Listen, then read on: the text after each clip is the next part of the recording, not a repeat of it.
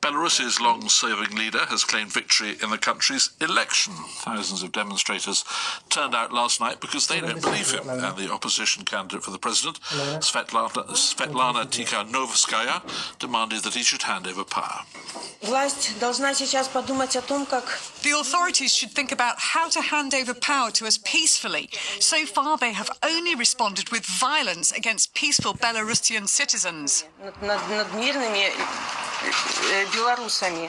Elena Korosteleva is Professor of International Politics and Director of the Global Europe Centre at the University of Kent. Good afternoon.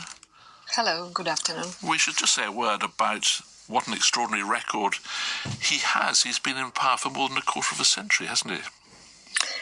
Indeed, and what an extraordinary record actually he has unleashed on his own country, the country that more than 26 years ago was more or less stable, prosperous, as you can imagine, just after the collapse of the Soviet Union. It was the factory of the entire Soviet Union, and it had such a potential, and now all this potential has been literally wasted. We can put it against the background, economic deterioration. The prediction is that it's going to be a fall of GDP by more than 6%.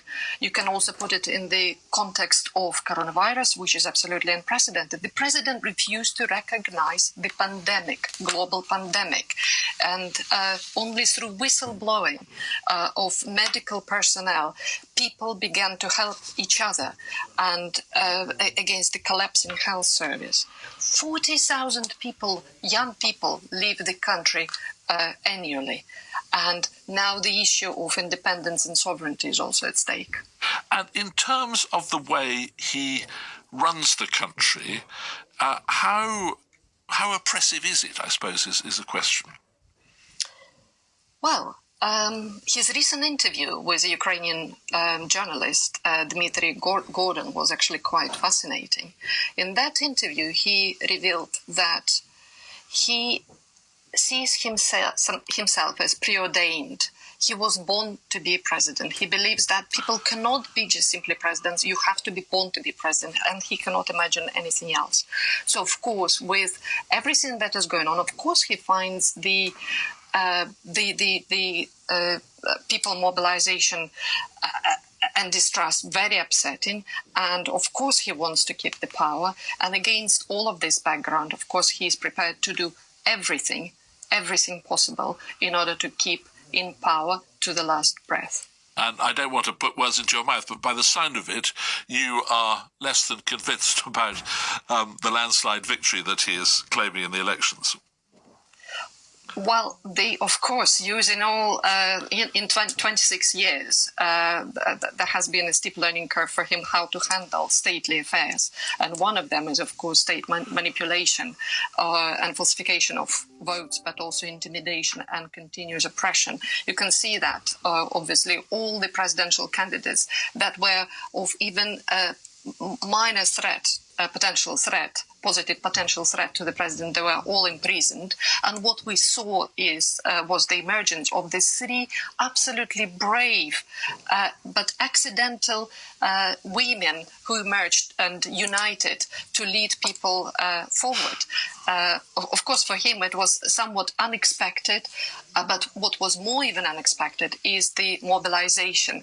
And even that is now disregarded because he knows that, it was, of course, a joke to say that Sasha 3%. Of course, his public support is much higher than that, but it comes nowhere near at what has now been reported by the Central Election Committee. So what will happen now? It's difficult. What we see now in the country is the incredible level of civic mobilization, which was actually stimulated by COVID pandemic as well. What we saw yesterday and the day before yesterday, a peaceful protest, people demanding a peaceful handover of power, people wanting change. What we saw last night was still peaceful when protesters refused to engage with fully armed, fully mobilized riot police, flash hand grenades thrown at them, tear gas thrown at them, beating and so on. So brutality is there. So the only way to deal with it is by more brutality or international support is needed. Well, we must leave it there, but thank you very much indeed for joining us. With